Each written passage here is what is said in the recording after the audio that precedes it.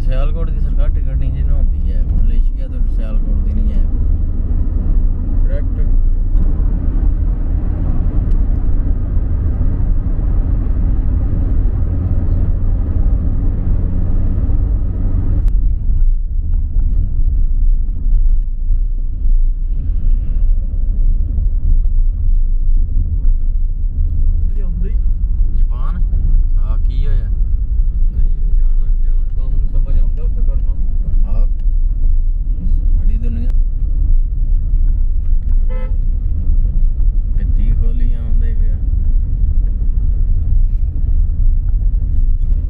ਸਰਕਾਰ ਅੱਜ ਕੱਲ ਨੇ ਇੱਕ ਹੱਥ ਆਇਆ ਅਮਰੀਕਾ ਦਾ ਕਾਲਾ, ਉਹਨੇ ਇਹ ਲੱਭਾ ਤੇ ਲੇਟ ਲੱਭਾ ਨਹੀਂ ਸਤਰਾ ਹੋਵੇ ਭੈਣ। ਆਹੋ ਫਿਰ ਵਖਤ ਕੇ ਚੜ ਜਾਵਾਂਗੇ ਦੋਵੇਂ, ਉੱਥੇ ਕੋ ਵੇਖ ਲਾਂਗੇ ਹਲਕਾ। ਦਿਸ ਇਜ਼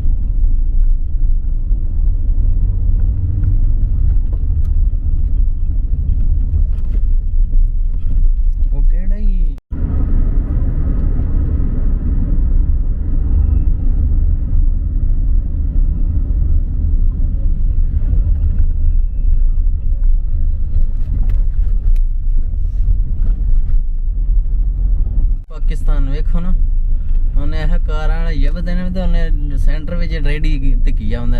ਹਾਏ ਮਾਂ ਜੰਮਣ ਵਾਲੀ ਏ।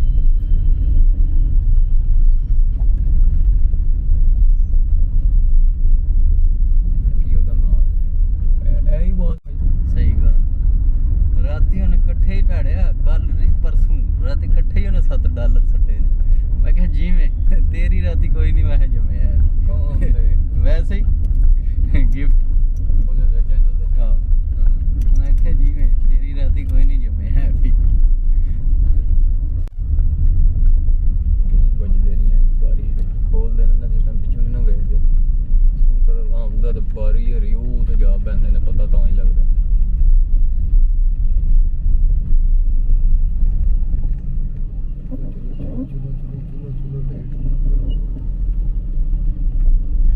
ਐਵੇਂ ਇੱਧਰ ਪਾ ਲੈ, ਤੂੰ ਉਧਰੋਂ ਦੀ ਬਾਰ ਕੱਢ ਲੈਣਾ ਹੈ, ਅੱਡੇ ਤੇ ਟੁਰ ਜਾਣਾ ਹੈ ਉਹ ਏਰੀਆ ਵਾਲੀ ਸਾਈਡ। ਮੇਰਾ ਦਿਮਾਗ ਨਹੀਂ ਕੰਮ ਕਰਦਾ, ਮੈਨੂੰ ਵੀ ਹੁਣੇ ਸਾਹਸ ਹੋਇਆ ਕਿ ਮੈਂ ਇੱਧਰ ਰਸ਼ ਕੀ ਲੈਣਾ।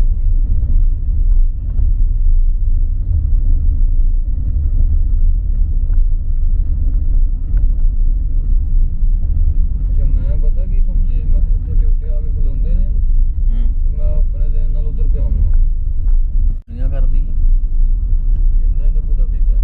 ਕੋਈ ਪਤਾ ਨਹੀਂ।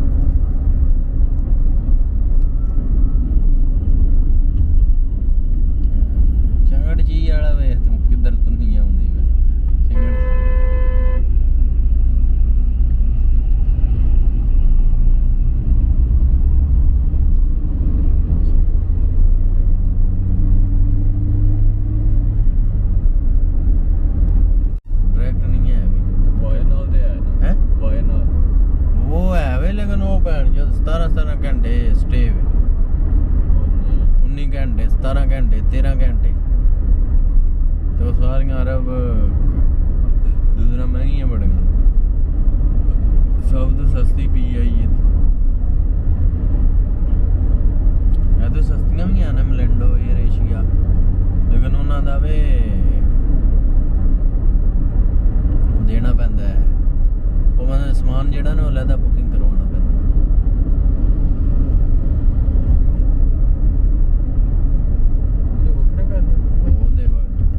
ਉਹ ਸਸਤੀਆਂ ਇੰਝ ਹੀ ਨੇ ਨਾ ਬਈ 1900 ਦੀ ਟਿਕਟ ਹੈ ਤੇ ਤੁਸੀਂ ਸਮਾਨ ਜੇ ਬੁਕਿੰਗ ਕਰਵਾਓਗੇ ਤਾਂ 3500 ਦਾ ਕੰਮ ਟੋਰ ਜੀ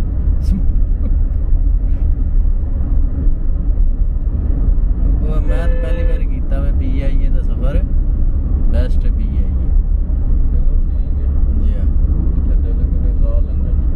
ਚਲੋ ਲਾ ਲੈਣਾ